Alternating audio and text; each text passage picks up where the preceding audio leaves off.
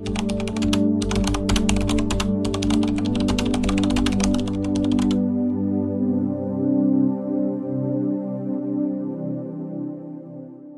mo ba na ang sikreto para umabot sa 100 taong gulang ay maaaring nasa iyong ref na?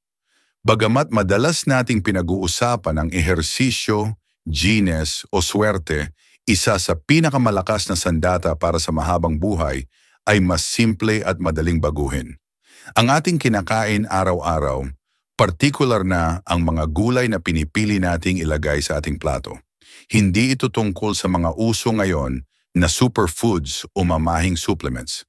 Ito ay tungkol sa 5 gulay na tahimik na nagpapalusog sa mga pinakamatatagal mabuhay sa mundo sa loob ng maraming henerasyon, ngunit marami pa ring matatanda sa kanluran ang hindi ito pinapansin. Kung ikaw ay higit 60 taong gulang at nagmamalasakit sa iyong memorya, lakas, enerhiya at maging sa iyong kalayaan, dapat mong pakinggan ito. Dahil ang mga gulay na ito ay hindi lamang nagpapabusog, pinoprotektahan nila ang iyong utak, pinalalakas ang iyong puso, pinadadali ang pagtunaw ng pagkain, at pinangangalagaan pa ang iyong mga buto mula sa pagkasira dulot ng edad. At huwag mag-alala, hindi mo kailangang baguhin ng lubusan ang iyong dieta o iwanan ang mga pagkain gusto mo. Ang pagdaragdag lamang ng ilang simpleng pagpipili ng palagian ay maaaring magdulot ng malaking pagbabaa. Sa video na ito, tatalakayin natin ang 5 himalang gulay na dapat regular na kainin ng mga matatanda at kung bakit ang bawat isa ay may malaking epekto sa iyong pangmatagalang kalusugan. Bubusugin din natin ang ilang popular na maling paniniwala tungkol sa supplements.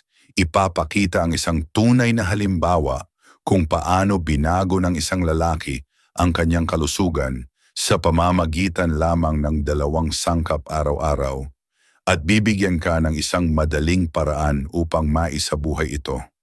Kung mananatili ka hanggang sa dulo, magkakaroon ka ng praktikal at kayang gawing mga ideya at marahil ay isang bagong pakiramdam ng kontrol sa iyong kalusugan. Isang kagat lamang sa isang pagkakataon. Una, mga gulay na cruciferous. May mga gulay na hindi lamang nagpapalusog, pinoprotektahan, inaayos, at ipinagtatanggol ka nito. Ang mga cruciferous vegetable tulad ng broccoli, cauliflower, Brussels sprouts at cabbage ay kabilang sa pangkat na ito. Ang mga gulay na ito ay mayaman sa sulforaphane at indole-tricarbinol, mga compound na aktibong tumutulong sa iyong katawan na mag-detoxify ng mga nakakapinsalang sangkap, mag-regulate ng hormones, at maging bawasan ng panganib ng ilang malalang cancer. Ang kahanga-hanga ay patuloy na gumagana ang mga proteksyong mekanismong ito hanggang sa iyong pagtanda na nagbibigay hindi lamang ng panandali ang benepisyo kundi pang matagalang proteksyon mula sa paglala ng sakit.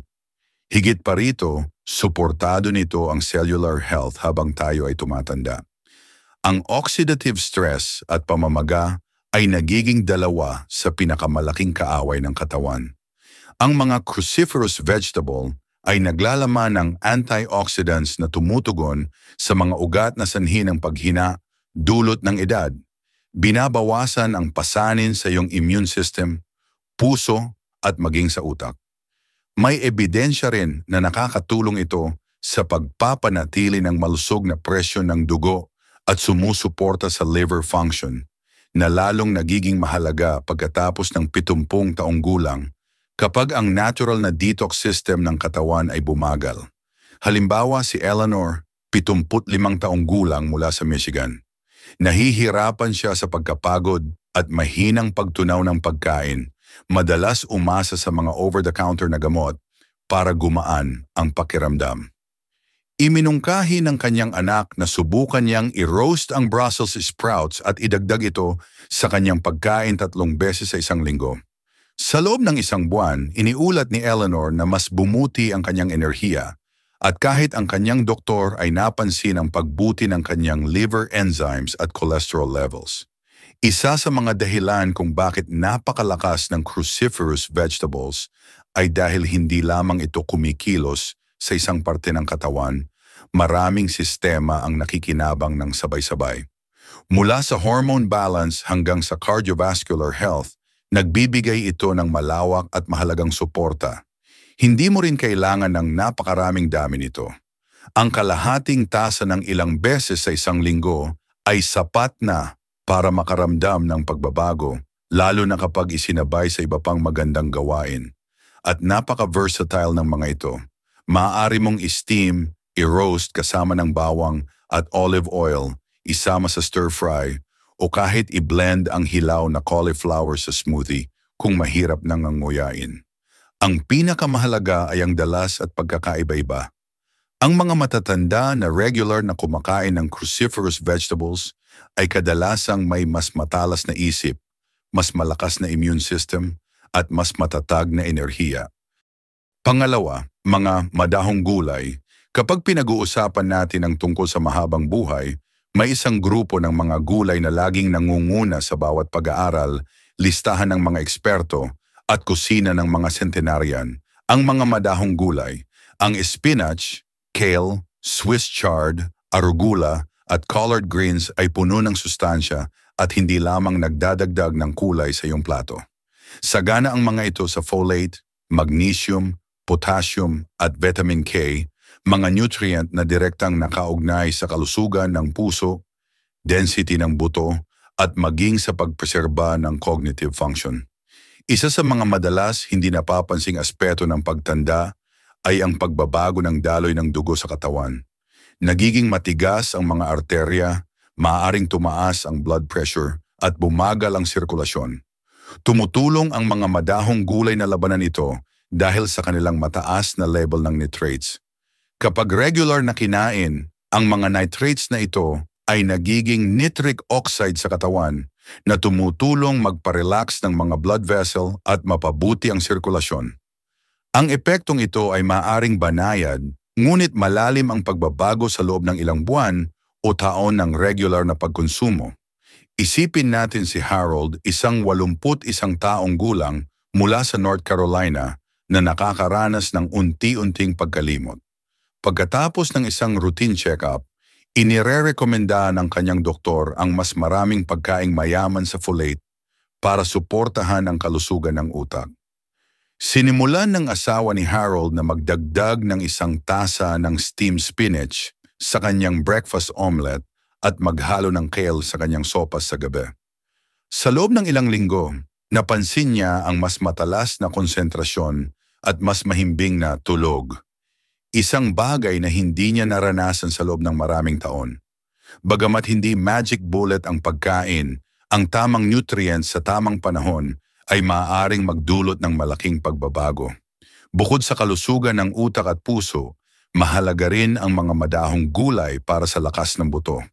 Madalas napapabayaan ang vitamin K sa dieta ng mga nakatatanda, ngunit ito ay may mahalagang papel sa calcium regulation at bone mineralization. Ang mga senior na kumakain ng sapat na vitamin K ay may mas mababang panganib ng fractures. At dahil mas nagiging karaniwan ang osteoporosis habang tumatanda, lalo na sa mga kababaihan, ang pagdaragdag ng madahong gulay sa pang-araw-araw na pagkain ay isang preventive act of self-care. Ang ganda sa mga madahong gulay ay madali silang isama sa dieta. Maaari kang maglagay ng 1 dakot ng baby spinach sa iyong sandwich, i-blend ang kale sa iyong morning smoothie, o igisa ang Swiss chard sa olive oil bilang simpleng side dish. Ang susi ay hindi ang pagkain ng marami ng sabay-sabay, kundi ang regular na pagkonsumo upang unti-unting mapalakas ang iyong katawan. Naiugnay rin ang mga madahong gulay sa pagbaba ng inflamasyon, mas maayos na gut function, at maging sa pagkaantala ng macular degeneration, ang pangunahing sanhi ng pagkawala ng paningin sa mga nakatatanda. Madali silang tunawin at maaring lutuin sa iba't ibang paraan ayon sa iyong gusto, hilaw, sautéed o blended. Ang mga senior na regular na kumakain ng madahong gulay ay madalas na mas magaan ang galaw, mas mahimbing ang tulog at mas alerto ang isip hanggang sa kanilang pagtanda. Kung pinapanood mo pa rin ang video na ito at nakakatulong sa iyo ang mga impormasyong ito, mangyaring mag-comment ng number 2 sa ibaba para malaman kung nandito ka. At kung hindi ka pa nakasubscribe, inire-recommenda kong mag-subscribe ka at i-on ang bell notification para hindi mo makaligtaan ang anumang video. Ang iyong suporta ay tumutulong sa amin na patuloy na makalikha ng magandang content para sa iyo. Ngayon, magpatuloy tayo. Pangatlo, bawang at sibuyas. Sa maraming regalo ng kalikasan, iilan lamang ang kasing humble at kasing puwersa ng bawang at sibuyas. Ang dalawang gulay na ito, pangunahing sangkap sa mga kusina sa buong mundo, ay puno ng karunungan sa loob ng kanilang balat. Ang kanilang sikreto ay hindi lamang sa malakas nilang lasa, kundi sa mga compound na taglay nila, lalo na ang allicin sa bawang at quercetin sa sibuyas, na nagbibigay ng malalim na benepisyo sa kalusugan ng mga nakatatanda na nagnanais manatiling aktibo at mabuhay ng mas matagal. Ang bawang, partikular, ay napatunayang sumusuporta sa cardiovascular health sa paraang katulad ng ilang gamot. Nakakatulong ito sa pagpapababa ng blood pressure, pagpapaganda ng cholesterol levels, at pagbabawas ng arterial stiffness. Lahat ng ito ay mahalagang issue pagkatapos ng edad na 70. Bukod pa rito, ang bawang ay may natural na anti-inflammatory at antibacterial properties na tumutulong sa katawan na labanan ng mga chronic infection na maaaring unti-unting sumira sa kalusugan sa paglipas ng panahon. Hindi pagmamalabis na sabihing ang pagdaragdag ng bawang sa iyong pagkain ay parang pagdaragdag ng maliit na porsyento ng proteksyon sa iyong plato. Hayaan mong ibahagi ko ang kwento ni Maria, isang 76 na taong gulang na retiradong librarian mula sa Manila. Madalas siyang magkasipon at matagal gumaling sa sinus infections, kasabay ng paminsan-minsang pagtaas ng blood pressure. Pagkatapos dumalo sa isang community nutrition workshop, sinimulan niyang magdagdag ng isang pirasong dinikdik na bawang sa kanyang pang-araw-araw na pagkain. Minsan hilaw sa dressing, minsan naman inihahalo sa mga gulay. Sa paglipas ng panahon, napansin niyang lumakas ang kanyang immune system at naging stable ang kanyang blood pressure. Sabi niya, 1 taon na ang nakalipas nang huli siyang magkasipon. Ang sibuyas naman ay may iba ngunit kaakibat na benepisyo.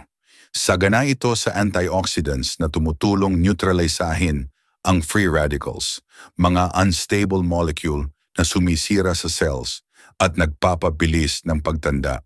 Ang isa sa pangunahing compound sa sibuyas, ang quercetin, ay sumusuporta sa kalusugan ng blood vessel at pinag-aaralan din para sa papel nito sa pagbabawas ng panganib ng ilang uri ng cancer. Para sa mga nakatatanda, lalo na ang mga katawan na maaring nakaranas ng oxidative stress sa loob ng maraming dekada, ang sibuyas ay nagsisilbing tahimik na tagapagtanggol ng balansi sa loob ng katawan. Bukod pa rito, kapwa nakakatulong ang bawang at sibuyas sa mas maayos na digestion at gut health. Sila ay kumikilos bilang prebiotics na nagpapakain sa mga good bacteria sa iyong bituka. Ang malusog na gut ay hindi lamang mahalaga para sa nutrient absorption, kundi malalim ding nakakaugnay sa brain function, mood, at maging sa energy levels.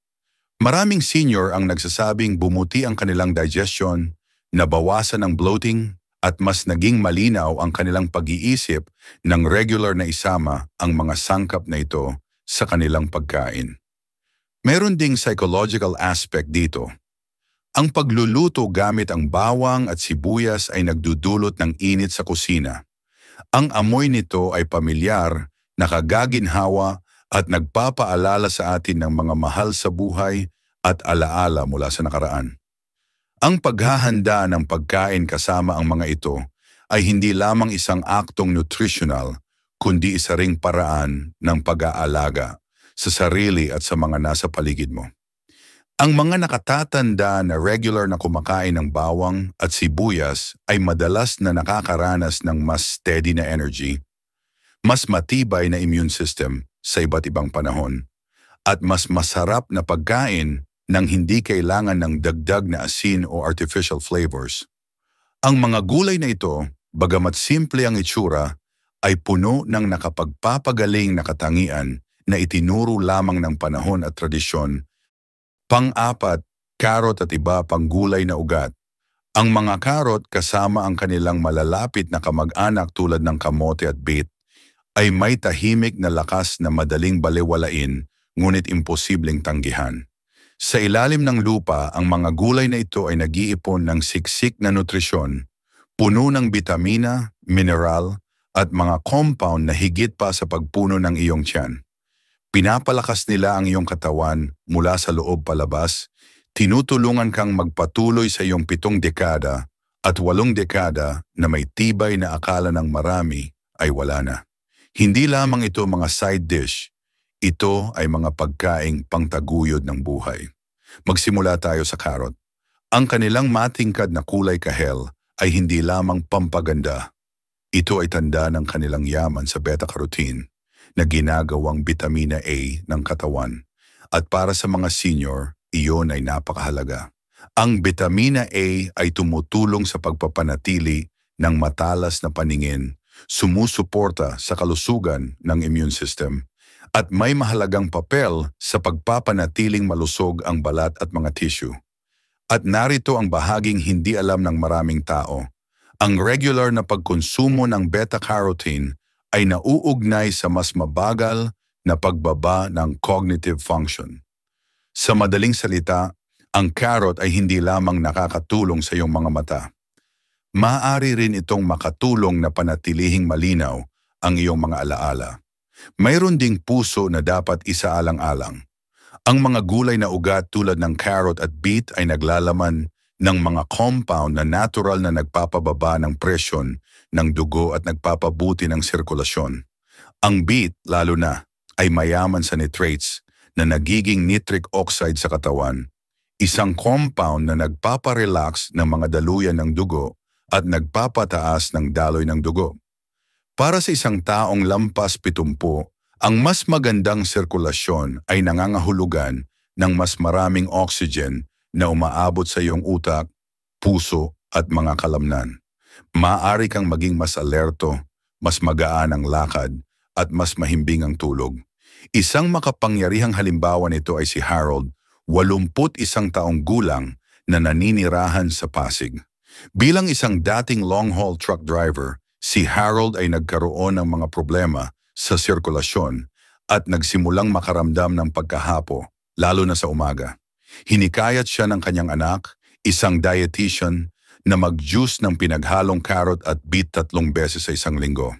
Hindi siya umaasam ng malaki, ngunit sa loob ng 1 buwan, sinabi niyang ramdam niya ang pagbabasa sa kanyang mga binti, mas magaan, mas kaunting pangingimi. Bumuti ang kanyang enerhiya at nakabalik pa siya sa pag-aalaga ng kanyang hardin tuwing umaga. Isang bagay na hindi niya nagawa sa loob ng maraming taon. Ngunit ang mga gulay na ito ay higit pa sa daloy ng dugo. Mayaman din sila sa dietary fiber, isang bagay na madalas balewalain pagkatapos ng 70. Ang fiber ay sumusuporta sa regular na pagdumi, nagpapababa ng kolesterol at tumutulong pang balansehin ang asukal sa dugo, isang mahalagang salik para maiwasan ang diabetes sa pagtanda. Maraming senior ang nahihirapan sa mabagal na pagtunaw o constipation, at ang mga gulay na ugat ay nagbibigay ng natural at banayad na paraan upang mapanatili ang regularidad nang hindi nangangailangan ng karagdagang gamot o pulbos. Nagdadala rin sila ng init, literal. Ang mga gulay na ugat ay may grounding at nakapagpapainit na katangian, lalo na kapag inihaw o nilaga. Ginagawa itong ideal para sa mga buwan na malamig, kung kailan mas madaling makaramdam ng hina o pagkahapo ang mga senior. Ang isang mainit na mangkok ng mashed kamote o nilagang carrot at parsnips ay hindi lamang nagpapalusog sa katawan, nagpapasigla rin ito ng espiritu. Ipinapaalala nito sa atin na ang pagkain ay maaaring magbigay ng ginhawa, lakas at proteksyon. May ilang nag-aalala sa natural na asukal sa carrot o beet. Ngunit kapag kinain ng moderasyon, sa buong anyo, hindi bilang juice, maganda ang suporta nito sa metabolic health. Ang fiber sa mga ito ay tumutulong sa pag-regulate ng pag-absorb ng asukal at ang kanilang anti-inflammatory properties ay tumutulong pigilan ang tahimik na pinsala na kadalasang naipon sa pagtanda. Para sa mga senior na nagnanais na umabot sa 70 o kahit 100 ng may dignidad, ang mga gulay na ito ay tahimik na mga kaalyado. Wala silang marketing labels o makukulay na packaging, ngunit dala nila ang karunungan ng mga dekada, daan-daang nutrients, at ang uri ng malalim na sustansyang agad na kinikilala ng iyong katawan. Kung nais mong mabuhay ng mahaba ng may mas kaunting gamot at mas maraming magagandang araw, huwag baliwalain ang mga bagay na tumutubo sa ilalim ng lupa. Kung patuloy mong pinapanood ang video na ito at nakakatagpo ng mga kapakipakinabang na insight, mangyaring magkomento ng number 4 sa ibaba para ipaalam mo na narito ka. At kung hindi ka pa nakakapag-subscribe, inire-recommenda kong mag-subscribe ka at i-on ang bell para hindi mo makaligtaan ang anumang video. Ang iyong suporta ay tumutulong sa amin na patuloy na lumikha ng magandang content para sa iyo. Ngayon, magpatuloy tayo. Pangwakas na mga kaisipan. Ang isang mahabang at malusog na buhay ay hindi nabubuo sa isang gabi. Ito ay nabubuo sa bunting pagpili kung ano ang iyong kinakain, kung paano ka gumagalaw, ang paraan ng iyong pakikitungo sa iba, at oo, ang mga pagkaing inaanyayahan mo sa iyong katawan araw-araw. Ang 5 gulay na tinalakay natin ngayon, broccoli, spinach, bawang, seaweed, at mga gulay na ugat tulad ng karot, ay hindi lamang mga item sa grocery list. Sila ay mga tagapagtanggol ng iyong kalusugan, mga tagapagpatibay ng iyong lakas, at mga kasama sa daan patungo sa mas mahabang buhay. Hindi mo kailangang baguhin ang buong dieta mo para makaramdam ng pagbuti. Magdagdag lamang ng isa sa mga ito bawat linggo, bigyan ang iyong katawan ng oras para tumugon at gagawa ito dahan-dahan ngunit malinaw. May kapangyarihan sa pagkontrol ng iyong sariling kalusugan pagkatapos ng 70. Hindi ito tungkol sa pagiging perpekto, ito ay tungkol sa pagbibigay sa iyong katawan ng mga kailangan nitong kasangkapan para patuloy na maglingkod sa iyo. Panatilihing malinaw ang iyong mga mata, matatag ang iyong mga binti, matalas ang iyong isip, at malakas ang iyong puso. Iyan ang regalo ng masustansyang pagkain, lalo na ang mga likas na tumutubo sa lupa, mayaman sa kasaysayan, tradisyon at pagaling. Marahil ang video ngayon ay nagpaalala sa iyo ng isang bagay na madalas sabihin ng iyong mga magulang sa hapagkainan o baka naman ay nagbigay sa iyo ng inspirasyon para gumawa ng bagong uri ng sopas sa weekend na ito. Ano man ang kaso, tandaan ito, ang mahabang buhay ay hindi lamang swerte. Ito ay serye ng maliliit ngunit matalinong desisyon na nagkakasama-sama sa paglipas ng panahon. At ang iyong edad ay hindi hadlang sa iyong potensyal na gumawa ng mga desisyong iyon. Sa katunayan, mas tumatanda ka, mas nagiging makapangyarihan ang mga pagpipiliang iyon. Salamat sa pagsama sa amin ngayon. Gusto naming marinig mula sa iyo, mag-iwan ng komento sa ibaba at ibahagi ang isang bagay na iyong natutunan ngayon at kung paano mo balak gamitin ito sa iyong buhay. Mahalaga sa amin ang iyong mga kaisipan, kaya huwag mag-atubiling ibahagi ang mga ito. Ang pagbabasa ng iyong mga komento ay nagbibigay sa amin ng malaking motibasyon at pag-asa. Kung nasiyahan ka sa video na ito at nakatulong ito sa iyo, mangyaring i-like, mag-subscribe at i-share. Ang iyong suporta ay tumutulong sa amin na patuloy na lumikha ng magandang content para sa iyo. Salamat sa panonood at inaasahan naming makita ka sa susunod na video.